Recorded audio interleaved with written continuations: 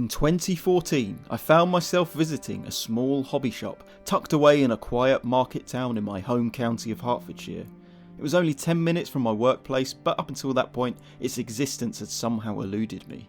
As I excitedly stepped inside for the first time, I had no idea what a treasure trove it would prove to be, being filled to the brim with all manner of exciting board and miniature games. However, one thing caught my eye above all else.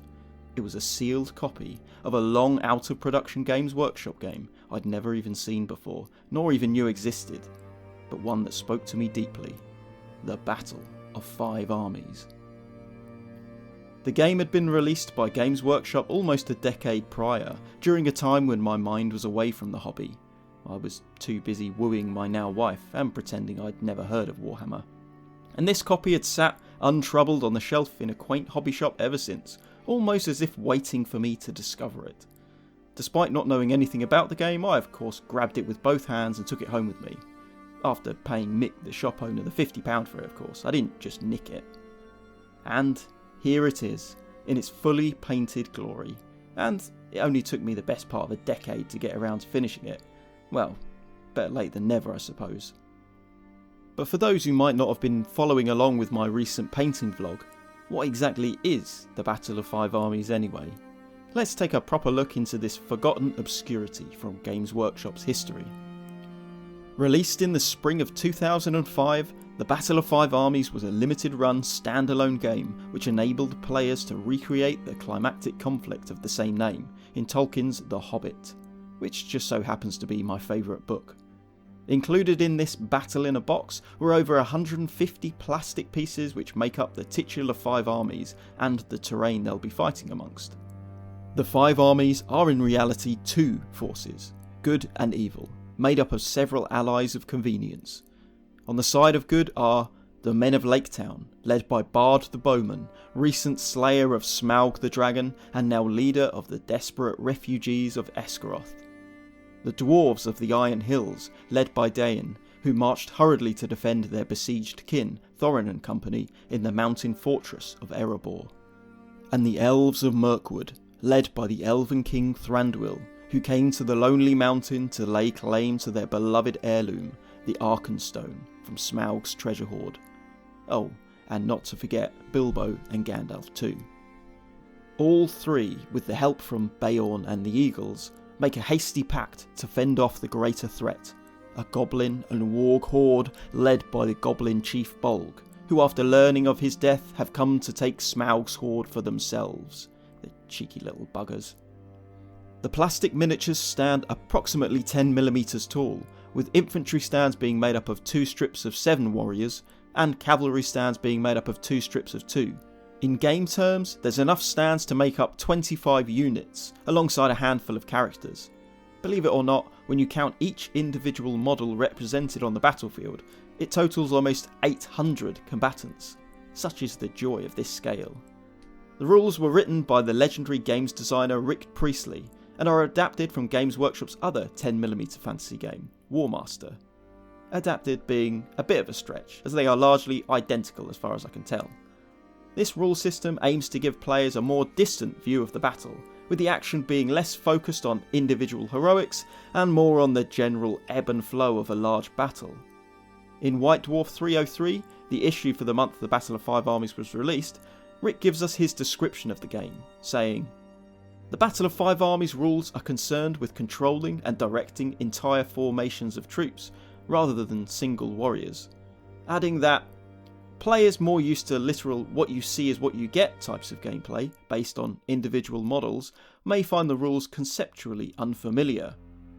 He then goes on to explain a core mechanic of the game, ordered movement. To move a unit of troops, a general or hero has to give the unit an order. No order and the unit doesn't move. However, if a unit is given an order and moved, a further order can be issued, and the unit moved again, and so on. If an order is failed, then the unit cannot move further that turn, and the hero cannot give any further orders.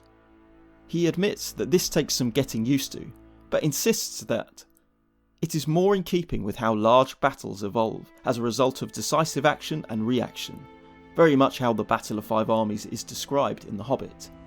And it's fair to say that in The Hobbit, the Battle of Five Armies isn't just described as a straightforward pitched battle. The terrain of the battlefield plays an important role, and reinforcements arrive throughout to tip the balance at crucial moments. This is reflected in the game with a carefully planned out scenario, which gives specific instructions on the layout of the terrain, where the forces deploy, and where the reinforcements arrive from. The armies are somewhat asymmetrical too, with the evil side being much larger in numbers, but significantly smaller in points cost. This is somewhat balanced out by the sporadic nature in which the army's reinforcements arrived, but also in the fact that the River Running, which runs the length of the table, is only crossable at one small ford. This effectively splits both armies in two, the wargs and wolf riders facing the dwarves and men on one side, and the goblin infantry facing the elves on the other. Even so, Rick Priestley admits a slight edge has been given to the good army for thematic reasons, going as far as to say that if the eagles arrive very early in the battle, the evil side will have a hard job winning. Although the focus of the game is on recreating the Battle of Five Armies, a surprising amount of effort has gone into giving players the means to play further battles with the miniatures and rules. You may have noticed that the game's title even includes the tagline, "Great Battles of Middle-earth", which hints at this ambition. Firstly, there are expanded army lists for creating custom armies for both the good and evil forces. These include miniatures that aren't included in the box game, but were instead released in separate blister packs and available to order directly from Games Workshop. The good army gains access to elven cavalry and dwarf archers, while the evil army gets a more generous plethora of monsters, including spiders, trolls, giants and dragons. While these official miniatures are long since out of production, and now rarer than hen's teeth, there are thankfully plenty of third-party alternatives to fill the void today. These custom battles can be fought as straightforward clashes with victory points to determine a winner, or as scenarios based on famous moments in Middle-earth history. Included in the rulebook are several scenario blueprints on other major conflicts in The Hobbit, as well as some invented ones too. One has the men of Lake Town's final showdown with Smaug as he lays ruin to their homes. Another has goblins ambushing an elven feast, or a dwarf baggage train. These are presented with just enough detail to make them playable as is, but it's clear that they are intended more as inspiration rather than being thoroughly fleshed out scenarios. Nevertheless, all these extra additions serve as the grounding for a full wargame system, effectively giving the player the basis to create their own Warmaster Middle-earth. I must admit, my own imagination has been sparked by this idea. During the time I was painting up my Battle of Five Armies, I was also reading the Silmarillion, and I couldn't help but imagine how some of the iconic battles from it could be recreated using the Battle of Five Armies rules and miniatures. Battles such as the Nirnaeth Arnoiediad, or Battle of Unnumbered Tears to use its more idiot-proof name, where a force of men, elves and dwarves take stand against a terrifying host of orcs, wolves, balrogs and dragons. Spoiler, it doesn't go very well, hence the name. In that example, the only profile missing from the army list is the balrogs, where, for example, hill trolls could be used instead, or even as a basis to create a new profile. There's also a brief mention in the rules as to how fortifications or sieges could work in the game. And of course my mind immediately turned to things like Helm's Deep, Minas Tirith, or, to return to the Silmarillion, the Fall of Gondolin. I mean, how cool would that look in 10mm?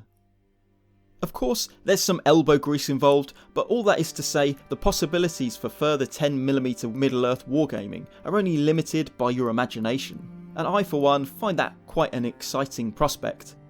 But I am getting very much ahead of myself. I've only just finished painting up this box set, and as such, I'm yet to have played a single proper game with it, though I am currently doing my best to learn the rules, and I seem to have got through the stage where your brain starts to melt and English suddenly feels like a foreign language. So with any luck, I'll be playing out the Battle of Five Armies for myself very soon, and I'll be sure to report back about it on the channel in whatever form that ends up taking, even though it'll likely mean playing against myself. Or maybe against my boglin. After all, who needs friends when you've got a boglin? After that, the only limit is my imagination, or our imagination. If anyone else out there wants to join me on this journey, you'd be more than welcome. Well, to be fair, Tolkien's imagination is doing most of the heavy lifting, let's be honest. Lastly, before I go, I just wanted to give a shout out to J Max Armies of Ardor, who is currently working on his own 10mm Middle-earth project, and makes some of the funniest wargaming videos on YouTube. I'll post a link to his channel in the description, along with some other channels I'd recommend checking out. Thanks so much for sticking to the end, and thanks for watching.